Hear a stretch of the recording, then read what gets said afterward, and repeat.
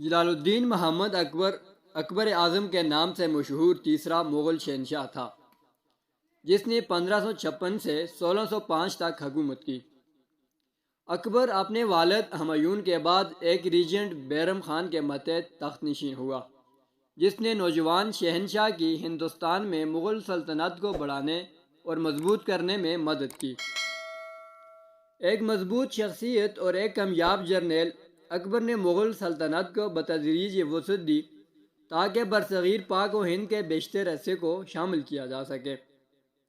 تاہم اس کی طاقت اور اثر و رسوخ پورے برصغیر پر مغلوں کے فوجی، سیاسی، ثقافتی اور اقتصادی غلبے کی وجہ سے پھیلا سکیں۔ وسیع مغل ریاست کو متحد کرنے کے لیے اکبر نے اپنی پوری سلطنت میں نظم و نسق کا ایک مرکزی نظام قائم کیا اور شادی اور سفارت کاری کے ذریعے فتح شدہ حکمرانوں کو ملانے کی پالیسی اپنائی۔ مذہبی اور ثقافتی طور پر سلطنت میں امن و امان کو برقرار رکھنے کے لیے اس نے ایسی پالیسیاں اپنائیں جن سے اسے اپنی غیر مسلم رعایا کی حمایت حاصل ہوئی۔ قبائلی بندھن اور اسلامی ریاستی شناخت کو چھوڑتے ہوئے اکبر نے ایک شہنشاہ کے طور پر اپنے آپ کو ایک ہند فارسی ثقافت کے ذریعے وفاداری کے ذریعے اپنے دائرے کے دور دراز علاقوں کو متحد کرنے کی کوشش کی۔ مغل ہندوستان نے ایک مضبوط اور مستحکم معیشت تیار کی، جس کے نتیجے میں تجارتی توسیع اور ثقافت کی زیادہ سرپرستی ہوئی۔ اکبر خود فن اور ثقافت کا سرپرست تھا، اسے ادب کا شوق تھا اور اس نے سنسکرت، اردو، فارسی، یونانی، لاطینی، عربی اور کشمیری میں لکھی ہوئی 24,000 جلدوں کی ایک لائبریری بنائی، جس میں بہت سے اسکالر، مترجم، فنکار، خطاط، کاتب، کتاب ساز اور قارئین موجود تھے۔ اس نے کیٹلاگنگ کا زیادہ تر کام خود کیا۔ اکبر نے فتح پور سیکری کی لائبریری بھی خصوصی طور پر خواتین کے لیے قائم کی اور اس نے پورے علاقے میں مسلمانوں اور ہندوؤں دونوں کی تعلیم کے لیے اسکولوں کے قیام کا حکم دیا۔ انہوں نے بک بانڈنگ کو بھی ایک اعلیٰ فن بنانے کی ترغیب دی۔ دنیا بھر کے بہت سے مذاہب کے مقدس مرد، شاعر، معمار اور کاریگر اس کے دربار کی زینت بنے۔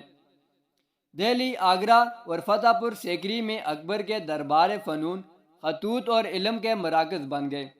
تیموری اور فارسی اسلامی ثقافت نے مقامی ہندوستانی عناصر کے ساتھ ضم اور گھل مل جانا شروع کیا اور ایک الگ ہند فارسی ثقافت ابھر کر سامنے آئی، جس کی خصوصیت مغل طرز کے فنون، مصوری اور فن تعمیر تھی۔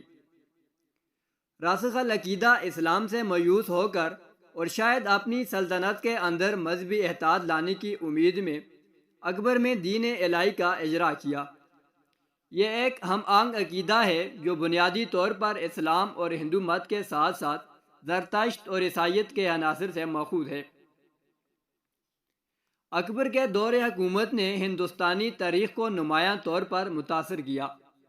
ان کے دور حکومت میں مغلیہ سلطنت کے حجم اور دولت میں 3 گنا اضافہ ہوا۔